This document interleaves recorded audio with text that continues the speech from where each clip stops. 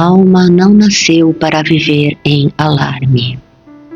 Há urgências que chegam de fora, mas há um ponto delicado da experiência humana em que a urgência deixa de ser apenas circunstância e começa a exigir que o próprio ser se torne urgente. E aí mora um perigo silencioso, porque a tarefa pode até ser apressada, o prazo pode até ser estreito, a necessidade pode até ser real, mas a alma não foi criada para viver permanentemente em estado de corrida.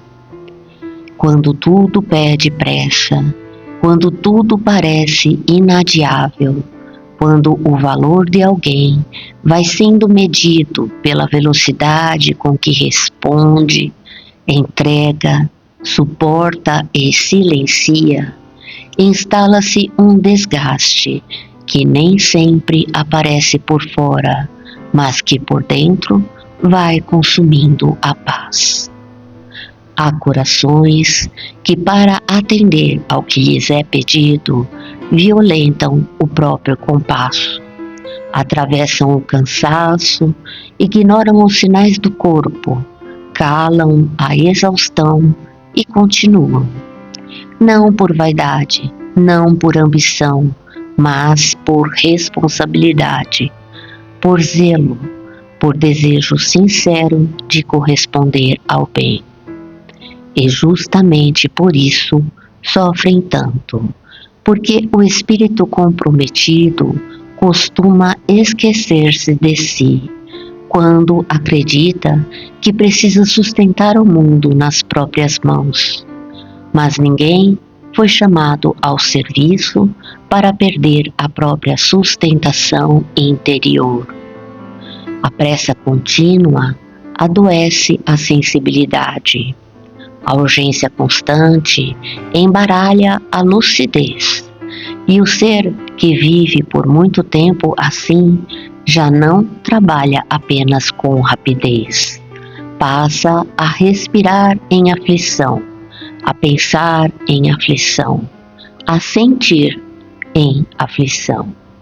É como se a vida inteira fosse colocada em estado de alarme, e não raro os mais dedicados são os que menos recebem amparo, porque aprenderam a aparentar força, mesmo quando já estão por dentro em profundo desgaste.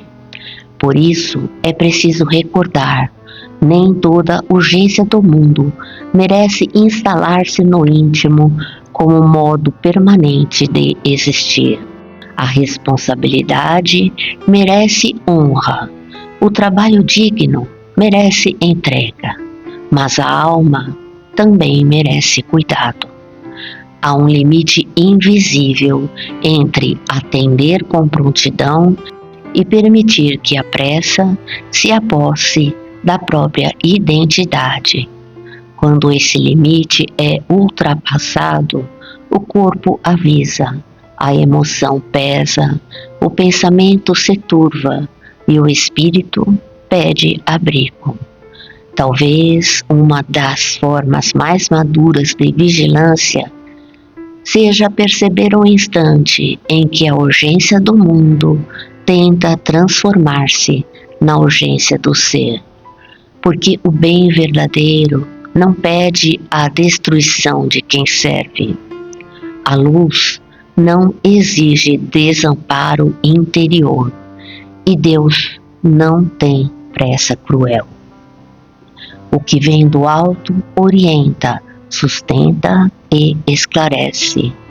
Pode convocar ao esforço, mas não humilha a alma, não a esmaga, não a reduz a instrumento de exaustão.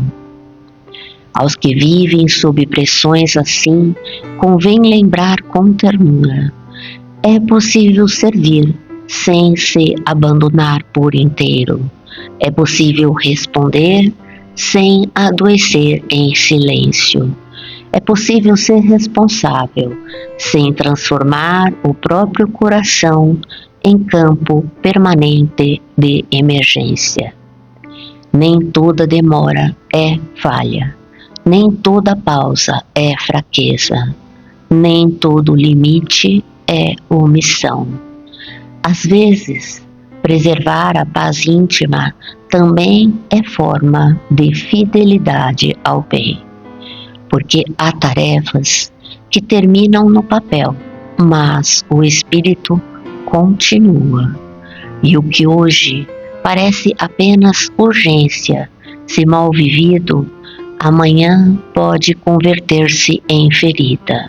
Que cada alma aprenda, portanto, a discernir entre a necessidade do momento e a violência de viver continuamente como se tudo fosse agora, como se tudo dependesse só de si, como se não houvesse tempo, amparo, céu.